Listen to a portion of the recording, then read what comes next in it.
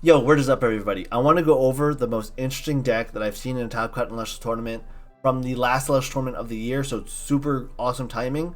And I haven't seen a deck archetype like this in literally like a year and a half. So first, before we go into the deck, I want to ask you what makes a good Elestrals deck. And you might say good stats, lots of counter runes, divine runes, you know, the common, like, after you get past the basic deck building, what makes a deck better? And this deck basically says, I'm not running divine runes, I'm running lots of bad stat Elestrals, but I'm doing something that's basically interacting with the game's kind of meta. How to describe it? It's not the meta game, but like the meta of Elestrals mechanics, where the stall deck, as we're calling it right now, I don't know what LordXenon, who brought the deck, is calling it, but it's a stall deck.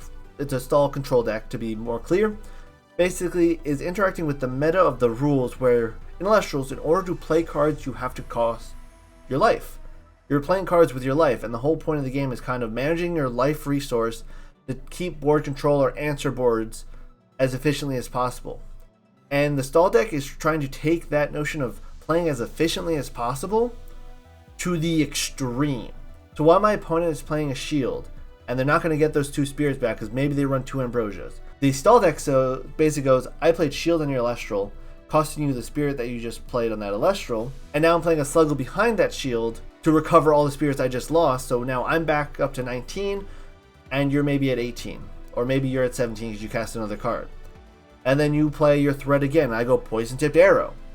Maybe you crashed with my Sluggle, and now I play Quackle to recover all my spirits again, and you just went down another card. We traded even on card advantage, but now I'm still at 19 spirits, and you're now at 16, and that's the deck. It's basically recovering all of its answers. So when you play Earthquake, you play Ambrosia, get your Earthquake spirits back.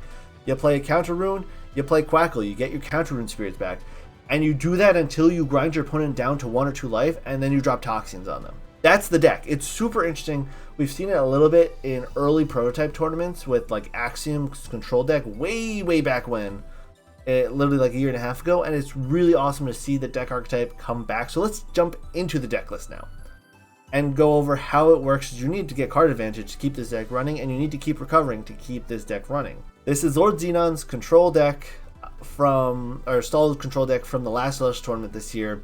We have 3 Sluggles, again, we're recovering lots of spirits, 3 Quackles, recovering spirits, 3 Ambrosias, all the 1-cost recovery cards. The only recovery card we're not seeing is Chrysor because there's no wind in this deck. Then we have lots of engine cards to keep the recovery flowing. So we have Drataya to pair with our Ambrosia to draw cards.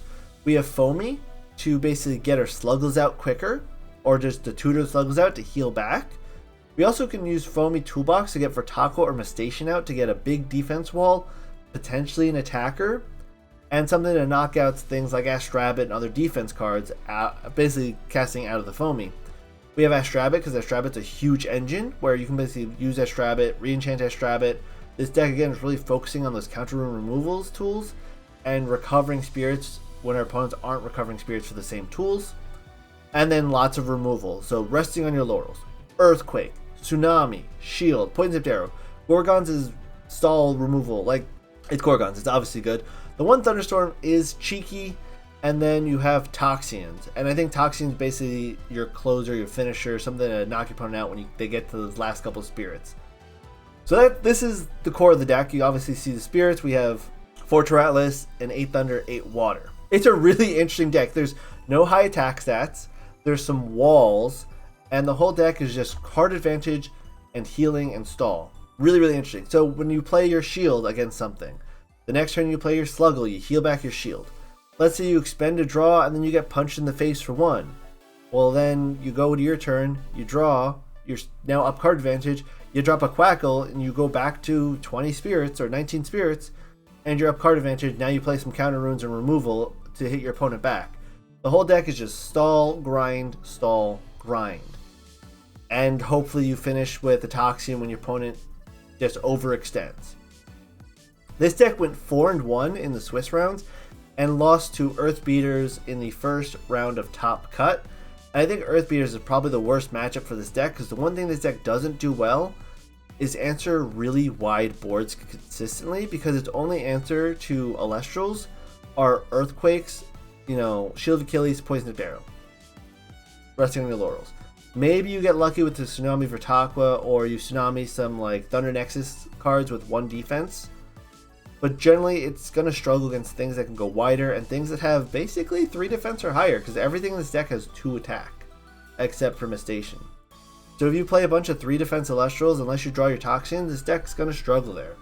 So I think it makes sense that it lost to Earthbeaters, because once a Viserys connects against this deck's going to start running out of tempo, because you really do need to keep removing.